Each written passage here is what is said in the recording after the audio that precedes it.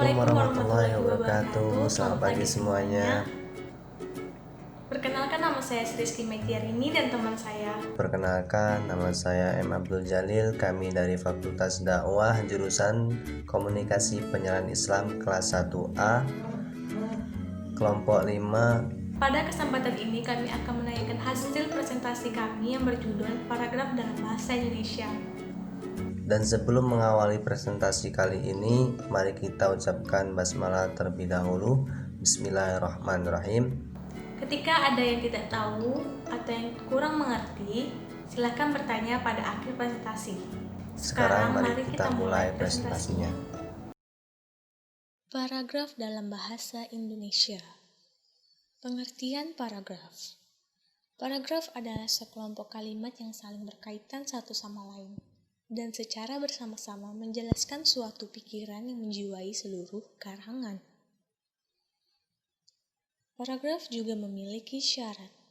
Ada 3 syarat paragraf, yaitu kesatuan atau unity, kepaduan atau koherensi, dan kelengkapan.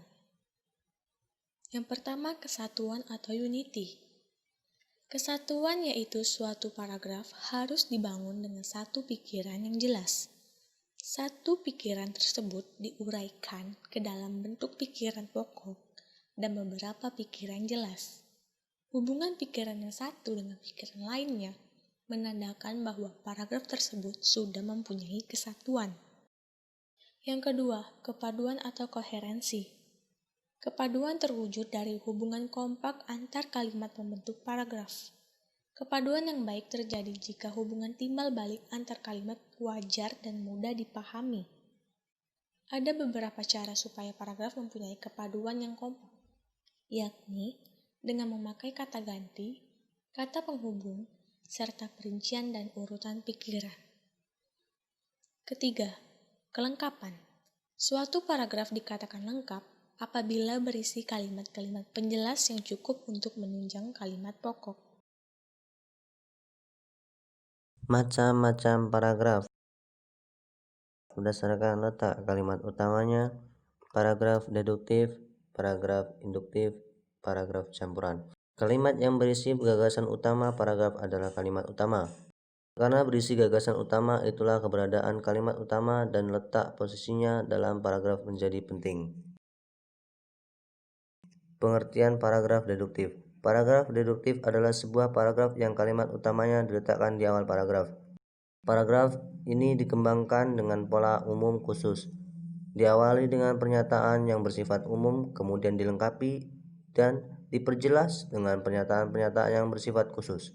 Kalimat penjelasnya bisa berupa contoh-contoh, rincian, bukti-bukti, dan sebagainya.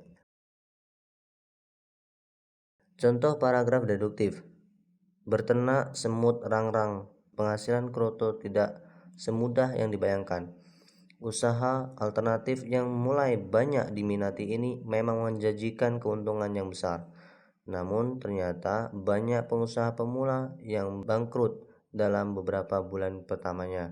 Kenyataan ini terjadi karena berbagai faktor yang mempengaruhi, di antaranya adalah keterbatasan ilmu tentang budaya kroto itu sendiri. Selain itu, faktor cuaca pun turut mempengaruhi. Pengertian paragraf induktif. Paragraf induktif adalah sebuah paragraf yang kalimat utamanya terletak pada bagian akhir kalimat atau paragraf. Dalam paragraf ini, kalimat-kalimat disusun dengan pola khusus umum, yaitu diawali dengan kalimat-kalimat penjelas yang berupa fakta, contoh-contoh, rincian khusus maupun bukti-bukti yang kemudian dikemukakan atau digeneralisasikan ke dalam satu kalimat pada akhir paragraf. Inti paragraf ini bisa berupa sebuah kesimpulan. Contoh paragraf induktif: belajar setiap hari, tidak pernah sehari pun terlewati tanpa membaca buku. Di hari libur pun dia tetap tidak lupa menyempatkan diri untuk belajar. Jika ada waktu luang, ia tidak akan menggunakannya untuk bermain, tapi dia akan pergi ke perpustakaan dan membaca beberapa buku.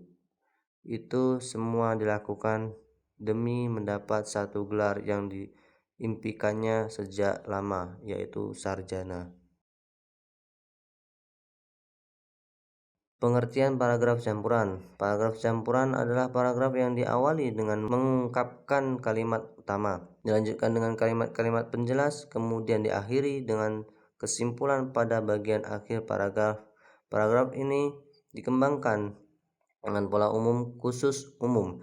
Kalimat utama pada bagian akhir adalah bersifat penegasan kembali kalimat utama yang dikemukakan di awal paragraf. Contoh paragraf campuran. Keberadaan SMP terbuka sangat membantu siswa miskin. Dengan adanya SMP terbuka, siswa yang orang tuanya tidak punya biaya untuk menyekolahkan anaknya kini bisa tersenyum lega. Anak-anak yang memiliki minat untuk melanjutkan jenjang sekolah dari SD ke tingkat SMP merasa terbantu dengan adanya SMP terbuka. Banyak siswa miskin tapi memiliki prestasi akademik yang cukup baik. Kenyataan ini harus diperjuangkan. Dengan demikian, SMP terbuka memiliki peran yang sangat penting dalam membantu siswa miskin. Berdasarkan isi, paragraf narasi, paragraf deskripsi, paragraf argumentasi, paragraf persuasi, paragraf eksposisi. Isi sebuah paragraf dapat bermacam-macam bergantung pada maksud penulisnya dan tuntunan konteks serta sifat informasi yang akan disampaikan. Paragraf narasi adalah paragraf yang berisi rangkaian peristiwa baik fiksi maupun non-fiksi yang disampaikan sesuai dengan urutan waktu yang sistematis dan logis. Contoh, Paman baru saja selesai membersihkan halaman depan. Di ruang tamu dilihatnya Adi dan Benny sedang belajar. Paman menyapa mereka dengan ramah. Paman lalu masuk lewat pintu depan.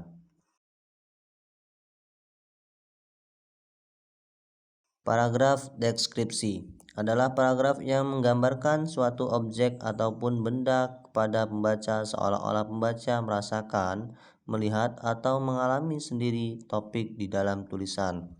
Contoh, tumbuhan kaktus memiliki ciri khusus pada daun, batang, dan akarnya.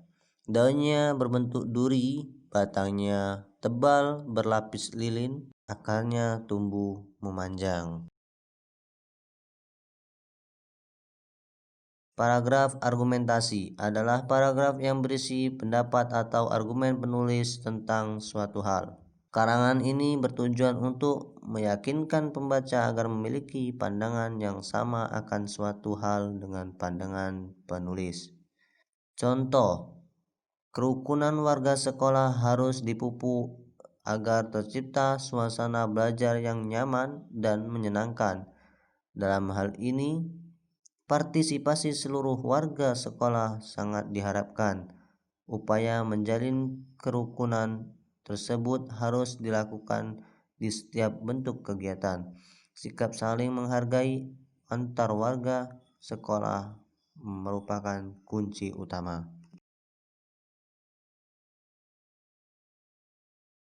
Paragraf persuasi adalah paragraf yang berisi ajakan-ajakan kepada para pembaca untuk melakukan atau mencapai suatu hal.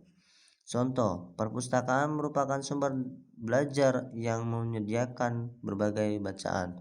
Bacaan tersebut misalnya buku, kamus, majalah, dan tabloid. Di perpustakaan kita dapat membaca bacaan tersebut sepuasnya. Kita pun dapat meminjamnya untuk dibaca di rumah. Dengan banyaknya membaca, tentunya kita akan memperoleh banyak pengetahuan. Jadi seharusnya kita memanfaatkan perpustakaan sebagai sumber belajar semaksimal mungkin. Paragraf eksposisi adalah paragraf yang berisi tentang penjelasan-penjelasan maupun pemaparan mengenai suatu informasi kepada pembaca. Contoh, buah pepaya memiliki banyak manfaat bagi kesehatan. Buah pepaya mengandung papain dan serat yang dapat membantu mengatasi gangguan pencernaan.